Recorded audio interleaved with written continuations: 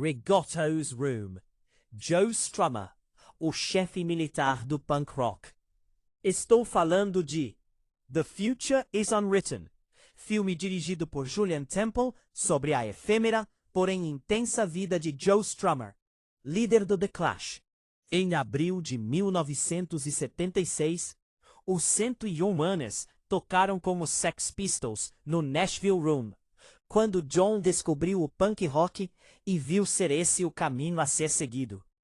John acaba como 101 Manes, mudou seu nome para Joe Strummer, cortou os cabelos e rompeu com a estética hippie, o que seria visto por muitos como uma traição a ideologias do grupo a qual ele fazia parte. Joe Strummer então conhece Mick Jones e Paul Simonon e formam o The Clash. Completaria a banda o baterista Topper Headon. O The Clash logo chama a atenção pela sua postura politizada e contestatória, além de se destacar no cenário punk por ter um conteúdo bem mais rico que os 2 ou 3 acordes básicos que as outras bandas apresentavam. Joe passou a se autodenominar o chefe militar do punk rock. Dinheiro não importava, fama sim. A partir de 1977, o Clash conquistaria a Grã-Bretanha, os Estados Unidos e o mundo todo como uma das melhores e mais bem-sucedidas bandas de rock do planeta. Após 2 álbuns incendiários, onde o Clash cantou as desventuras da classe operária, explorada por patrões inescrupulosos, raras oportunidades de carreira e confrontos entre polícia e ladrões de banco, a banda lança o álbum duplo London Calling, um dos melhores discos de rock já lançados, que além do punk rock, apresentava uma variada gama de estilos, como reggae, dub, rockabilly, jazz e hip hop. Em 1980, o Clash veio ainda mais audacioso com Sandinista, um disco triplo que a banda exigiu que fosse vendido pelo preço de um álbum simples, para terror da gravadora. Nos shows, Joe Strummer e Mick Jones passaram a usar lenços vermelhos nos rostos como os sandinistas, guerrilheiros de esquerda que formaram um movimento político armado com a finalidade de derrubar o ditador Anastasio Somoza do governo da Nicarágua, na América Central, chamando a atenção do mundo para a guerrilha civil que até então a imprensa mundial teimava em ignorar. Tensões começaram a aflorar nas gravações de Combat Rock, em 1981. Enquanto Mick Jones se sentia satisfeito e acomodado como um rockstar milionário, Joe se sentia péssimo, como alguém que havia se transformado em tudo que ele mesmo repudiava. Não se sentia mais confortável cantando canções como Career Opportunities e Clamptown, que criticavam e ridicularizavam os ricos, sendo ele agora um deles. O dinheiro não importava para Strummer. Joe, na época, era visto em companhia dos ícones beatniks Allen Ginsberg e William Burroughs. Em 1982, o baterista Topper Headon deixou a banda, ou foi demitido, para tratar o vício em heroína. Joe Strummer pegou um trem para Paris sem avisar ninguém, e foi dado como desaparecido. Apelos por alguma notícia de seu paradeiro foram divulgados pela imprensa e geraram dúvida se não seria alguma jogada de marketing. Até mesmo um detetive foi contratado para descobrir o que teria acontecido com Joe. Quando Strummer retornou, as brigas entre Joe e Mick chegaram a níveis insuportáveis, culminando na expulsão de Mick Jones no ano seguinte. Era o rompimento definitivo entre os 2 líderes do Clash. Joe Strummer e Paul Simonon ainda recrutaram 3 novos integrantes e lançaram o álbum Cut the Crap, um disco horrível que somente serviu para manchar o nome da banda. O próprio Strummer renegaria o álbum mais tarde. Era o fim da linha para uma das melhores bandas de rock que já existiram. Strummer vagou perdido por vários anos após o fim do Clash. Precisava exorcizar o fantasma de sua ex-banda e recuperar a autoconfiança de outrora. Participou em 1987 do filme Straight to Hell, nome de uma música do Clash, de Alex Cox, e compôs a trilha do filme Walker, também de Cox, onde apresenta uma mescla de música tradicional centro-americana com música mexicana, com resultado bastante interessante, onde percebe-se o ecletismo musical que Joe consolidou ainda na infância. No ano seguinte, Joe arriscou um disco solo, Earthquake Weather, acompanhado pela The Latino Rockabilly War.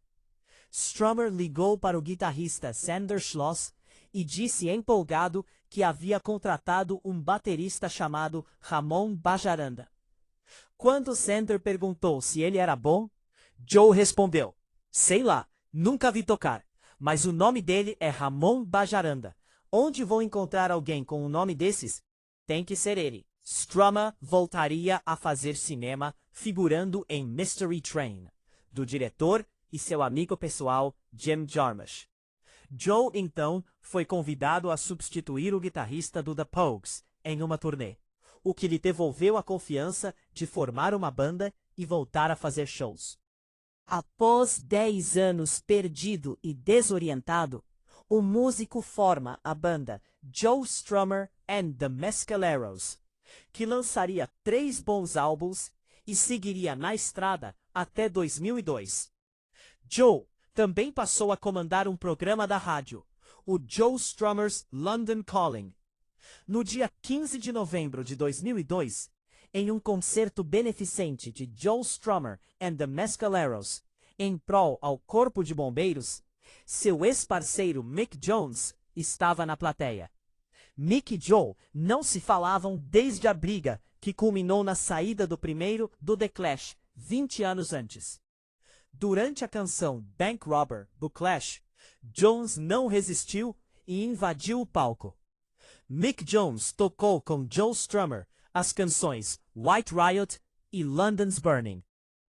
O encontro histórico dos líderes do Clash está registrado em The Future is Unwritten. Uma semana depois, no dia 22 de novembro, Joe Strummer and the Mescaleros fariam o seu último show. Exatamente um mês após seu derradeiro show, em 22 de dezembro de 2002, Joe Strummer morreu repentinamente, vitimado por um defeito congênito no coração, que jamais havia sido diagnosticado. Estava com 50 anos. Uma de suas últimas gravações foi um dueto com Johnny Cash, uma regravação de Redemption Song de Bob Marley. Curiosamente, Cash também morreria meses depois. No filme, uma das amigas de Joe, da época em que moravam no apartamento invadido, conta que, em sua última conversa, Joe brigou com ela, porque ela estava tentando parar de fumar, argumentando que todos os escritores que admiramos no século XX não seriam nada se não houvesse a nicotina. Inclusive, acreditava que os fumantes deveriam ser proibidos de comprar coisas de não fumantes. Era mais uma forma da rebeldia irônica e excêntrica de Strummer se manifestar. In The Future is Unwritten é dirigido por Julian Temple, que tem em seu currículo filmes como The Great Rock and Roll Swindle, 1979, The Filth and the Fury, 2000, e There'll Always Be in England, 2008, todos sobre os Sex Pistols. Absolute Beginners, 1986, com David Bowie.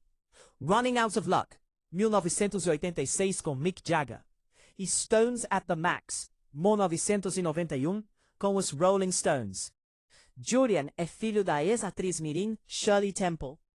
Em The Future is Unwritten, há depoimentos de fãs de Strummer, como os atores John Cusack, Steve Buscemi, Matt Dillon e Johnny Depp, travestido como o pirata Jack Sparrow, os diretores Jim Jarmusch e Martin Scorsese, e músicos como Mick Jones e Topper Headon, The Clash, Steve Jones, Sex Pistols, Bono, U2, Bobby Gillespie, Primal Scream, e Flea e Anthony Kiedis, ambos do Red Hot Chili Peppers.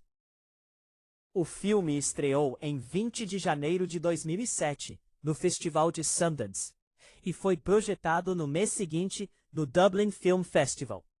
Recebeu bons comentários da crítica inglesa e norte-americana, e ganhou o prêmio de melhor documentário no British Independent Movie Awards de 2007. Realmente, o futuro não está escrito. O futuro é a gente quem faz. Se você gostou, dê um like e compartilhe, e continue acompanhando os nossos vídeos. Esse é o canal Histórias do Punk Rock. Até uma próxima, galera!